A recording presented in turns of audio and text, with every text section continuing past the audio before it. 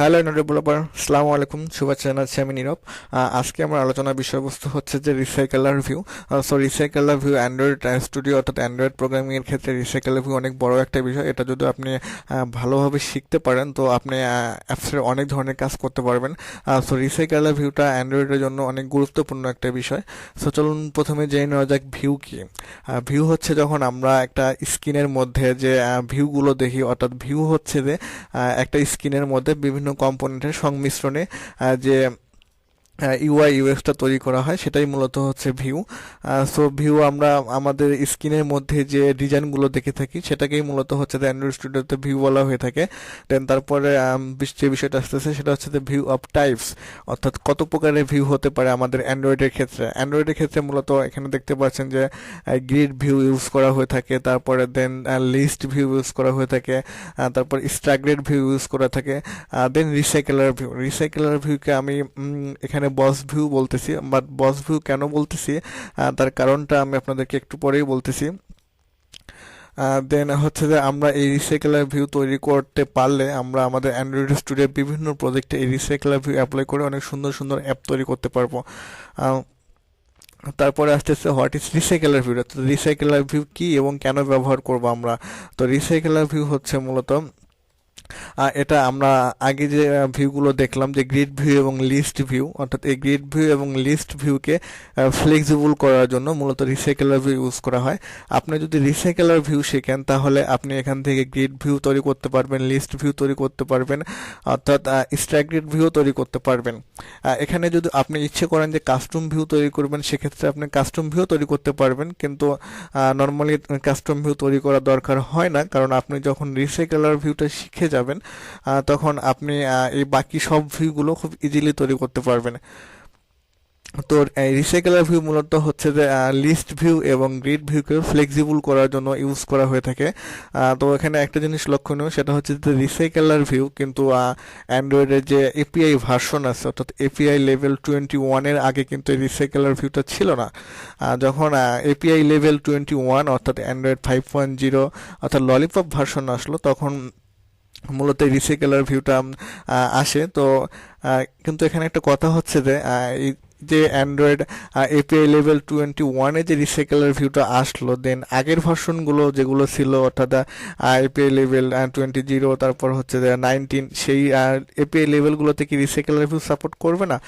অবশ্যই সে এপিআই গুলোতেও হচ্ছে যে রিসাইকেলার ভিউ সাপোর্ট করবে, কারণ হচ্ছে যে রিসাইকেলার ভিউ মূলত সেইভাবেই তৈরি করা।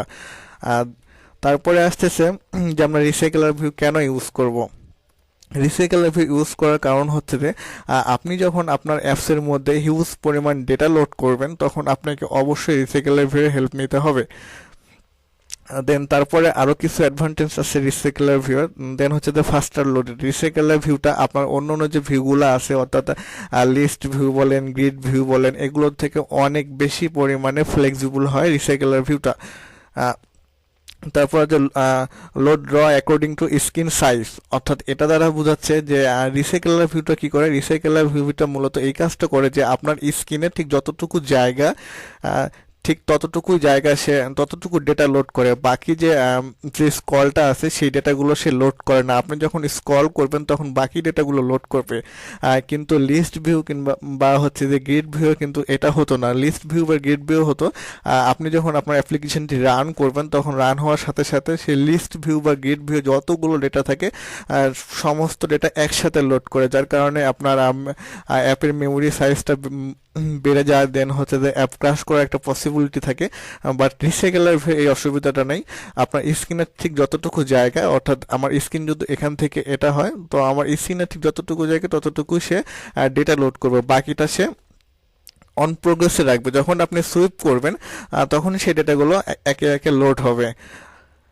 দেন 4 নম্বর অপশন আসছে যে মোর দেন লিস্ট ভিউ। আমি তো অলরেডি বলেই দিছি যে লিস্ট ভিউ বা গ্রিড ভিউ থেকে অনেক বেশি ফ্লেক্সিবল এবং হচ্ছে যে এই রিসাইকেলার ভিউটা আপনি ইচ্ছে করলে এই রিসাইকেলার ভিউ ইউজ করে লিস্ট ভিউ তৈরি করতে পারবেন, দেন গ্রিড ভিউ তৈরি করতে পারবেন। তারপর আসতেছে যে টেক লেস ডিস্ক মেমোরি। আমি এটাও বলে দিছি যে আপনি যখন রিসাইকেলার ভিউ লোড করবেন তখন স্ক্রিনে যতটুকু যে সাইজ থাকবে সেই সাইজ অনুযায়ী সেই ডেটা লোড করবে, অর্থাৎ এই কারণে আপনার মেমোরিটা অনেক কম পরিমাণ ইউজ হবে। তারপরে যে বিষয়টা আসতেছে সেটা হচ্ছে যে YouTube Facebook use this.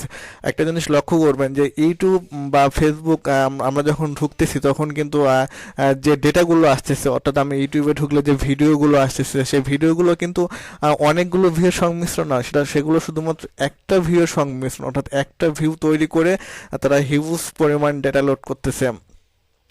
Facebook plus বা বিভিন্ন নিউজ পেপারে যে যে সাইটগুলো আছে সেই সাইটগুলো কিন্তু তারা শুধুমাত্র একটা মাত্র ভিউ তৈরি করে দেন, সেই ভিউয়ের মাধ্যমে ওরা হাজার হাজার ডেটা লোড করে। তো এটাই হচ্ছে যে অ্যান্ড্রয়েডে অ্যাডভান্টেজ রিসাইকেলার ভিউ। কেন আমরা রিসাইকেলার ভিউ ইউজ করবো? আপনি রিসাইকেলার ভিউ ইউজ করলে আমি অন্তত এটুকু বলতে পারি যে আপনারা এনি কাইন্ড অফ অ্যাপ্লিকেশন তৈরি করতে পারবেন। সো এটা আমি আপনাদেরকে বেশ কয়েকটা পার্টে সুন্দর করে বোঝানোর চেষ্টা করব, দেন আপনাদেরকে আমি প্র্যাকটিক্যালি প্রজেক্টও করিয়ে দেখাবো। সো রিসাইকেলার ভিউ সম্পর্কে আজকে এইটুকুই ছিল আলোচনার বিষয়বস্তু। সো আপনারা যারা আমার চ্যানেলে নতুন, যদি অ্যান্ড্রয়েড সম্পর্কে জানতে বা শিখতে চান, অবশ্যই আমার চ্যানেলটি সাবস্ক্রাইব করে পাশে রাখবেন। দেন সবাইকে অসংখ্য ধন্যবাদ, সবাই ভালো থাকবেন, বাই বাই, টাটা, আল্লাহ হাফেজ।